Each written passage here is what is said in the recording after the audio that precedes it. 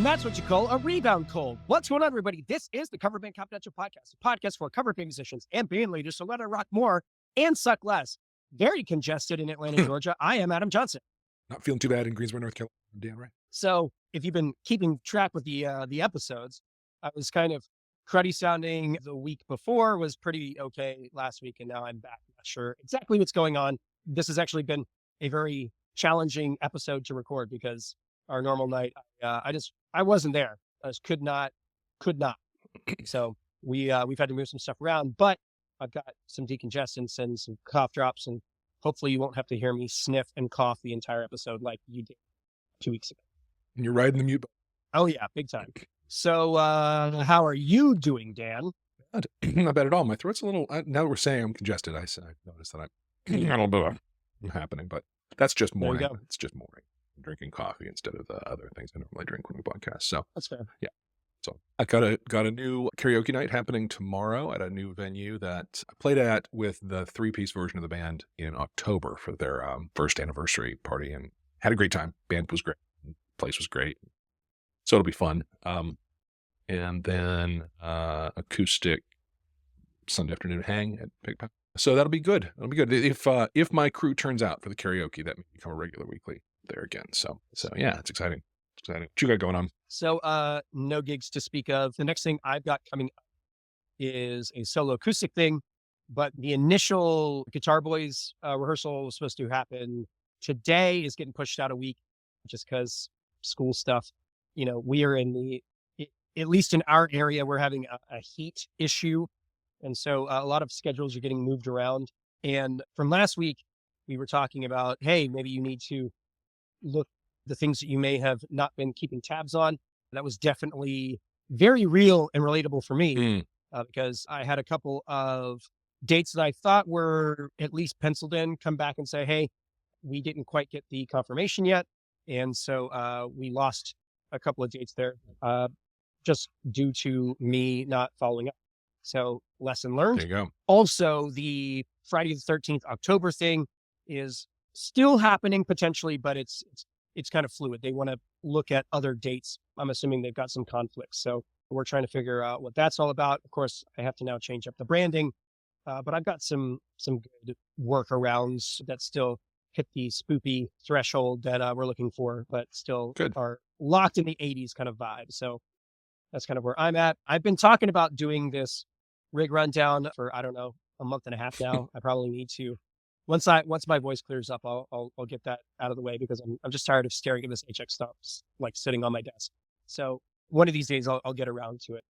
But other than that, just working on some other stuff and prepping for this rehearsal so that we can make sure that when things kind of start picking back up, which it seems like they are, we're getting a lot of holiday party inquiries and some karaoke stuff. So we need to make sure that we've got all these songs down and tight for those prospective gigs. So that's where we're at. Nice. All right. I think it's time for a review. And because you are somewhat on the struggle bus, I'll take it from you. Please, by all means. Yeah. I might need a little input on how to pronounce this person's name because this review comes to us from Apple Podcast Denmark. Wow. Gives me that might be a first. Deeply Hygge feeling. Those of you who know now. Indeed. And I think the name is like Mikila Hansen. I was going to say, if we were going to recognize it, it's Michael Johansson. Michael Johansson. I see the Joel. Yes, I lost that earlier. It was all run together, but it's Michael Johansson. That's probably right. Good. Thank you. Good. And here's what he says, straight to the point. Best podcast ever. The most relatable and valuable podcast for performing cover musicians. 5-star review from Denmark. Awesome. Thank you. Nice and clean. Yeah. So big thanks to Michael or Mikkel or however you pronounce that. If you do hear this, please reach out, coverbandconfidential@gmail.com. Let's find out how to pronounce them. We'll tell you about it next week there you go. On the pod. All right. So let's do a couple of updates. We have officially wrapped the listener survey. Big thanks to everybody who filled out. How many entries do we end up getting? I don't have the exact number. It's in the 40s. Nice. So yeah, not. I mean, that's of a percentage. It is a respectable one. Yeah. And so we will be digging through that data and gleaning a few things. Now, one thing definitely stood out is we did get a lot of people who said they really enjoy the band coaching episodes. Yep. And in the conversations around that, we are going to change the way that we operate. Typically, in order to get a coaching session, you either had to pay us hourly to like hop on a call. We weren't necessarily doing them for content where we were just doing them for these musicians, or you could join one of the higher tiers of the Patreon for a couple of months, and then we would do it for the show. What we've decided to do is actually eliminate patron level and open it up to everybody. So for bands that aren't interested, there's going to be a link to a form in the show notes of this episode. And you or anybody in your band can go and fill that out. And our aim at some point would be to do probably a coaching session a month and just kind of have it as like the third episode of every month is going to be a coaching session. It gives us an opportunity to connect with you guys directly and for you as our listeners to get kind of information from other bands all over, hopefully the world. And, maybe we'll get to talk with, some of our Dane friends. So that is something that we're going to go ahead and start. So if you're interested, please check out the show notes, fill out the form, and hopefully we can get that going. Yeah, I love it because it leans us toward the kind of content that you've said you want from us. And it lowers the barrier to entry on that kind of session with us. And it's just all around a good thing. The other thing that jumped out, and Adam, you and I haven't really touched base on this, but it was a really common thing that the kind of interview people want from us is talk with bookers.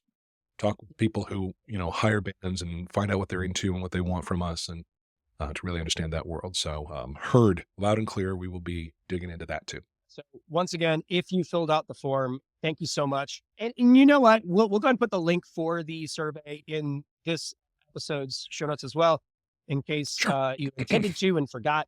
It hasn't gone away. It's just we're shifting. Yeah, we're gears. just not necessarily advertising for it. So by all means, fill that out and let us know what we can do to make the show better for you guys. Beautiful.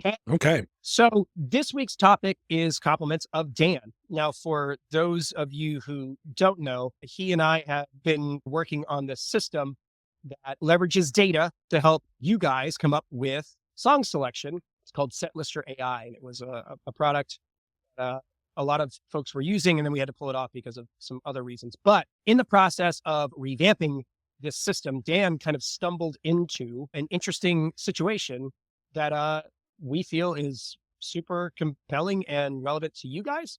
And so we just wanted to talk. Yep. So I'll let Dan take it from here. All right, cool. Well, the history of this thing is I built it pre-pandemic. For those of you who don't know, when I'm not doing music, I do software. I'm in product now, but 20-something years climbing the ladder of software engineering. And so I was thinking about how do I mine the data in the Billboard charts so that I can find that tune that, like, that moment when you play it and the whole room's like, oh, I loved this song when I was 18 and I haven't heard it in 20. Like that moment is so delicious. And there's gems hiding in that data. So I built a screen scraper. It's what I built. It's legal now. The Supreme Court has said. And so I did. I built a thing that scraped the Billboard chart all the way back to the beginning of it in 1958 and put it on a dashboard that is searchable and viewable and sortable and quite nice, I think. Then, around the first of this year, Billboard changed the shape of the page and it broke my scraper. And I recently realized that, in fact, when that scraper was running, it was taking over the whole machine because it was just couldn't find anything and it kept trying and was all bad. So I've taken it down. It's no longer live in production. So I brought it in-house, stood it up on my home server, and rebuilt the data ingestion around an AI screen scraping platform called Browse AI, which is great. Had to bump to the paid version to get enough tokens to use, but it was worth it because I was able to backfill everything from the beginning of this year up till now. And one thing makes this a little complicated to talk about is I have it on my screen right now. I'm recording it for our post onto YouTube of this episode. I'm sharing it with Adam, but those of you on the podcast, you can only hear us talking about it. So we're going to do our best to not say, hey, look at that, and not say what we're looking at. It's complicated to be talking to an audience that can both see and not see, but the whole thing, including the visual of what we're talking about, will all be on the YouTube. And so go there for details. Yeah, this may be one that you need to actually watch. Yeah, it could be. All right. So I have it up here and I'm looking at the chart for this week, the chart for the week of August 26th. The chart comes out on Tuesdays, but it's for the week of the Saturday. And so one thing that I noticed as I looked at my graph of the history of every song in this week's chart. So the week is here and we are looking at the trajectory. I mean, there we go, right here. So there is a graph on this that shows you the history of every song that's in this week's chart. And one that showed up, interestingly, is this song Blank Space by Taylor Swift, which came out in January of 2015, had a whole arc on the chart, left the chart at number 50, and is suddenly back. It's back this week, and it's something like 49 this week. Yeah, there we go. And that's not the only time that I've seen songs do that on this chart. Sometimes songs go away for many years and come back, and there's some question about why. The other thing that I really started to notice is traditionally, a song has a certain kind of shape of its time on the chart. And you're looking at, before we hit the record button, is Ain't It Fun by Paramore. So those of you watching on the YouTube, I've now searched up Ain't It Fun. And just describe here the arc that it took on the chart was from March of 2014 to August of 2014, 5 months, give or take. Started at 96, went up and peaked in the teens, 10 to 12 to 13, dropped off the chart August 23rd at rank 49. And that kind of nice sort of crescent arc that's really well depicted here by Ain't It Fun is really common. If you go back on the chart 10 years, 15 years, that's every song does that. They start low, they come up to where they peak and they drop off. Really, if the chart for a week years back, I'm just going to pull one up here from 2003, let's say. If you look at every song on that chart has that same arc. They start low, they earn their place, they drop off. Some of them stick around for a long time. Some that you know, some that you don't. Crazy in Love by Beyonce is the one I'm looking at right now. Happens to be the week of 2003, pardon me. 2003. Right. Yeah. So each of those has this nice sort of curved arc, starts low, climbs high, falls off. Sometime in early 2020, there was a song that broke all of that. First one I can find, Blinding Lights by The Weeknd. And if we look at its chart, it came on the charts at number 11, dipped over the holidays because these days, all this holiday music pushes everything down for a few weeks during late December, early January. Climbed back up and rode 1, 2, 3, 4, and then kind of fell into the teens after that. But the whole arc of Blinding Lights by The Weeknd is over a year and a half. And it's the first song I found that really came out high, started high, stayed high, had this very straight line trajectory across the top of the chart. And there's one reason why that song did that. What is that reason, Adam? Oh, Dan, that reason is TikTok. Exactly. What we're looking at is the impact, here's the bottom line of it, the impact of social media virality on the movement of songs on the Billboard charts. And these days, this pattern is what you see. If we take a look at, so we're back again to the chart for this week. I can zoom this chart in and ignore some of those really long tail ones. So let's just do that. If I just look at the last few weeks on this chart, you'll see that essentially there are 3 or 4 songs that have fully sucked up all the attention at the top of the chart for months and months and months. The last few months, it's all about Last Night by Morgan Wallen. It's all about Flowers by Miley Cyrus. Kill Bill, SZA's been up there a little earlier in the summer. Calm Down, Rima and Selena Gomez. And the thing I asked Adam about this tune, Last Night, Morgan Wallen, do you know that song? Yeah, and I've never heard it. Yeah, and it's been number 1 on the chart for 16 weeks. Yeah. Well, TikTok knows it, knows it really well. Well, and I think that's what it boils down to is you could just say, well, you're old and you don't listen to the radio. Right. So maybe that's why. Right.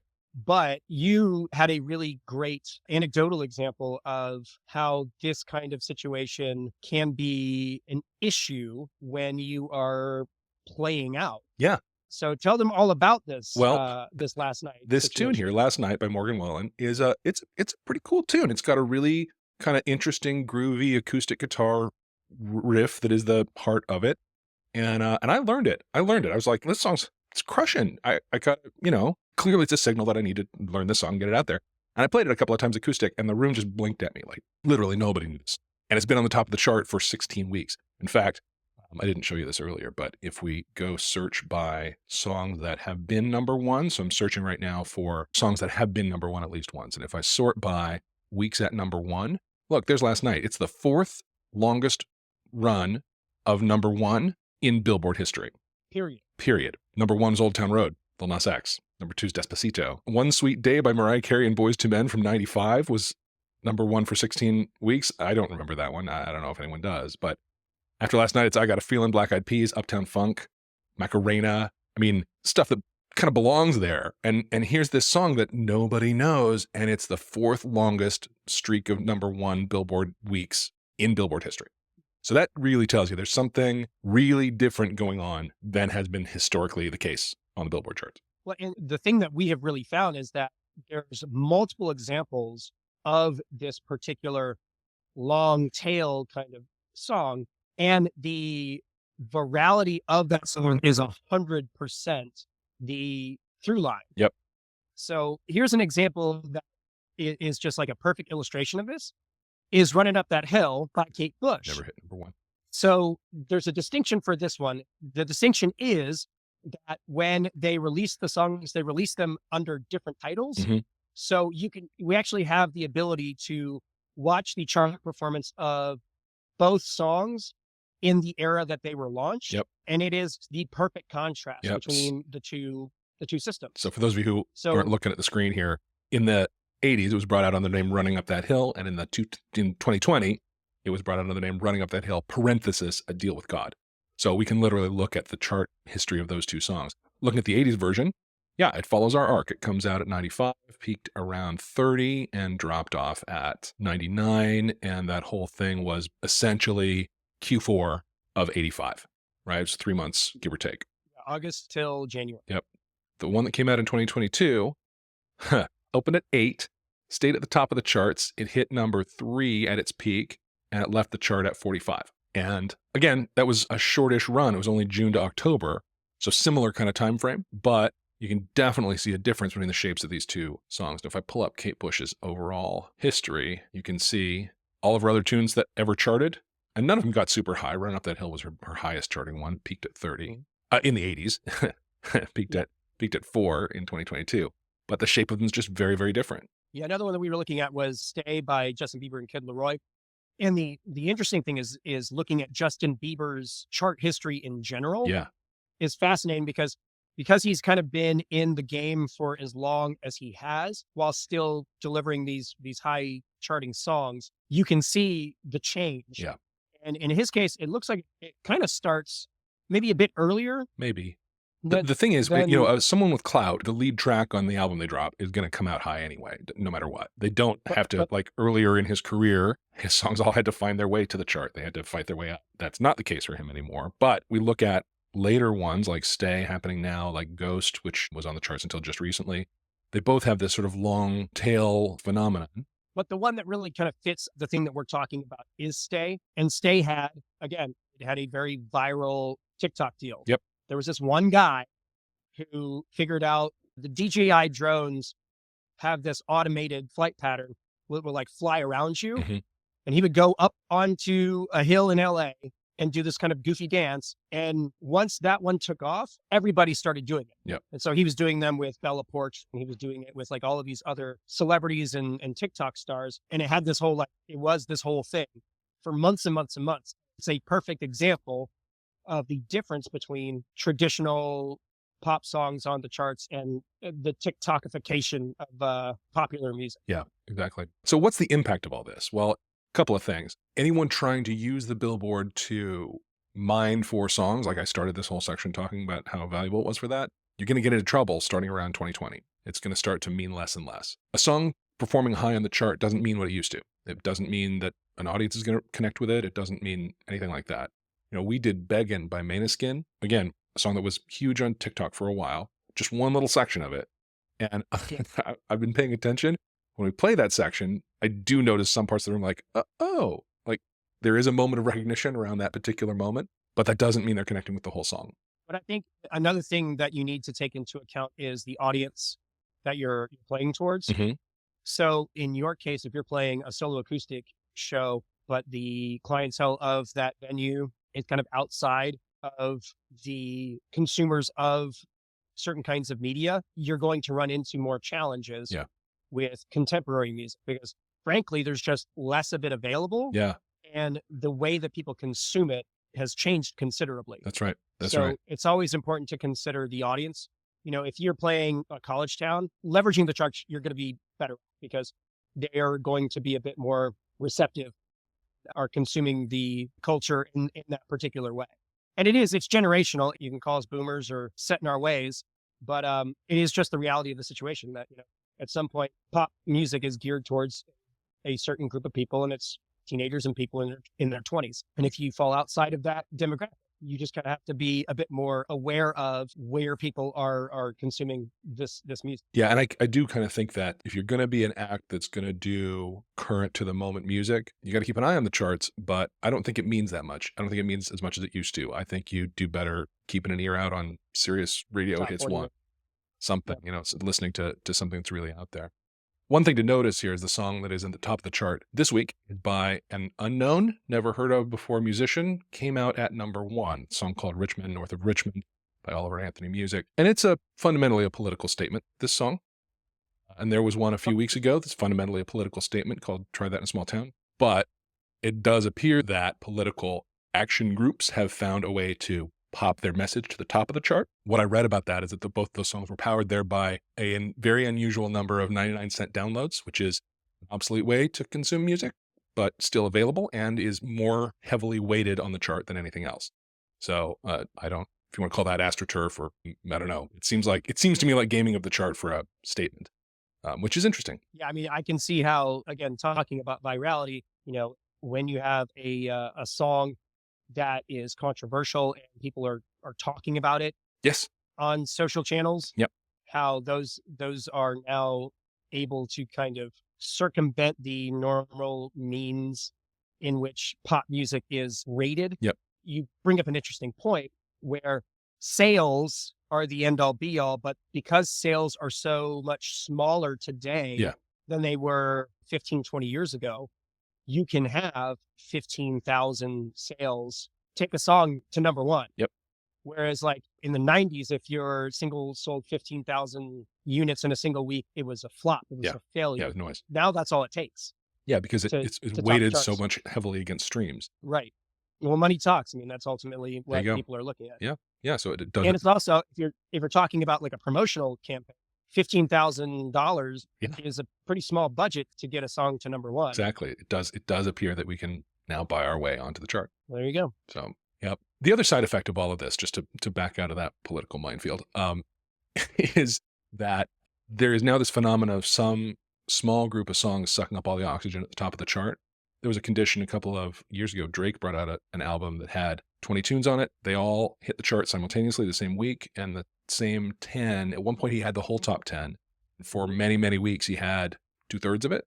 It was nobody but Drake could get on the chart. It was completely blocking the world, and so that means there's less mobility on the chart. There's less fluidity of things coming in and out. There's less content on it to even mine. That's another aspect of how this virality condition is impacting the value of the chart as the kind of tool we want to use it. Yeah, I mean, data is fascinating, and it allows us to kind of see things and see patterns in ways that we wouldn't normally be able to. Yep. And it doesn't necessarily change the way that we approach things, but it should be something to take into account when you are making those choices. And I think, like you had said earlier, paying more attention to what you're actually hearing out in the real world in meat space is probably the best determiner of what songs you should or should not be adding to your set lists at any given time. I come home from the grocery store with like 2 or 3 tunes I had to do. You just keep your ears open. I don't know where you're shopping, because like I feel like all I hear is yacht rock out and about. Yeah. Maybe we should add some more Ambrosia to our set list. Ooh, yeah. Let's do it. Why not? Well, thanks for bringing that up. Finding patterns and stuff and finding unique things to talk about. This was a topic when Dan brought it up. I was kind of like, how does this work? But, seeing kind of the whole picture of it, it is a fascinating piece of information to take into account when you're working in the world that we're working in. So great job there. Hey, thank you. Like I say, this app that I built and have been demoing for the last little bit here is not currently live online anywhere, but if there's like clamoring for people to get into it, I'll put it back up. Hit us up at Coverbandconfidential@gmail.com and let us know if you'd like this to be a thing that is available again. Fantastic. Because it still has a ton of value looking back into the 80s, 90s, 2000s. I mean, even up until 2020, the chart is just full of great ideas. Absolutely. All right, folks. I think that's a good one to wrap up on. Thank you so much for your continued support. If you want to support the show, leave a review, or you can do any of the stuff that Mike's about to tell you right now. Otherwise, I'll just call it for this week. In Atlanta, Georgia, I am Adam Johnson. In Greensboro, North Carolina, I'm Dan Ray. You have listened to the Coverbandconfidential podcast for the week of August 25th, 2023.